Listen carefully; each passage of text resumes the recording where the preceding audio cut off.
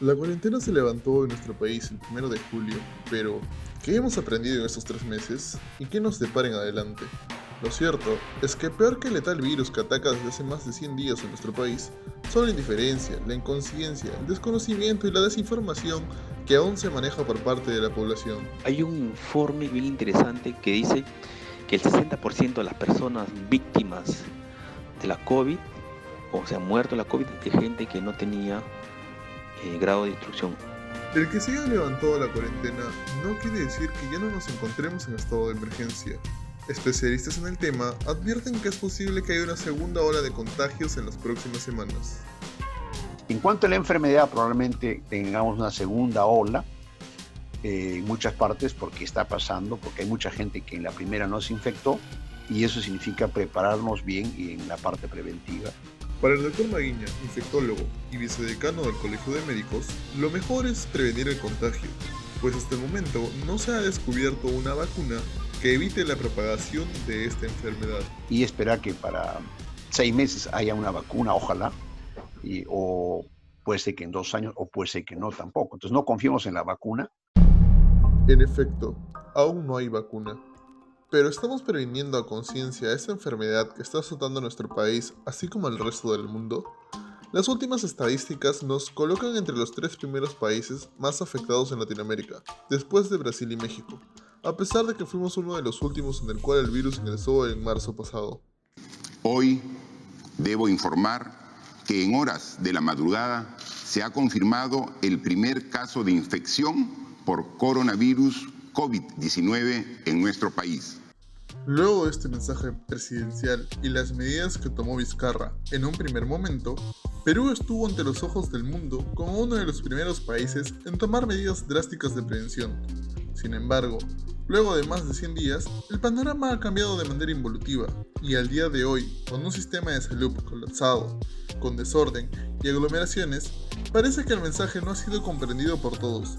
Solo basta observar las colas interminables de gente en los centros comerciales para comprar electrodomésticos, tumultos en los paraderos y la informalidad en las calles que son el pan nuestro de cada día. Para el sociólogo Henry Palacios, director del Colegio de Sociólogos del Perú, existe un comportamiento en las personas que anteponen las cosas sin valor antes que la salud. Y en el caso de las enfermedades, en las pandemias, o en el tema de la salud, siempre hay un comportamiento fáctico, actuar después de. Realidad es que yo tengo un deseo, una necesidad, primero las satisfago este deseo, esta necesidad, porque son, entre comillas, más objetivas, más reales, y esto de la posibilidad de contagiarme no es algo secundario, ¿no? O sea, lo dejo para después, ¿no? Es una posibilidad frente a una realidad que es una necesidad que yo tengo o un deseo que yo tengo. Tal parece que la situación de colapso de los hospitales y los más de 11.500 muertos que el COVID se ha cobrado hasta hoy no son suficientes para tomar conciencia. Algunos de los pacientes con suerte han logrado vencer al virus y viven para contarlo. Cuando fui al hospital fui maltratado porque sin el diagnóstico en la mano, para ello yo ya fui considerado como uno más en el hospital. No he sido diagnosticado y ya ellos me estaban maltratando desde el inicio del momento que llegué. Es así que con un balance no muy alentador, hace algunas semanas habríamos llegado a la afanada meseta. Para el doctor Maguiña, el descenso será lento y se verá en adelante según su análisis. La magnitud es lo que tenemos muy alta, es cierto, pero ya los indicadores de curvas por todos lados significa que estamos en franco descenso, pero muy lentamente. Esa es mi respuesta. O sea, ya la meseta se alcanzó hace unos días, pero hoy lo que estamos es descendiendo de esa meseta que demoró un poco, ¿no? El estadístico y arquitecto Freddy Suárez indica que hay una variable respecto al descenso que según su análisis sería aparente. Nos indicó que los primeros días de junio, el porcentaje de infectados en relación a las muestras era de 17 al 30%, y del 3 de junio en adelante hay una variable de 22 a 36%, es decir, vuelve a subir, y del 9 de junio hasta el 29, la variable es de 17 a 22%, manteniéndose así los 2 primeros días de julio, es decir, sube y baja, pero se mantiene en 17%, de acuerdo a las muestras tomadas por día.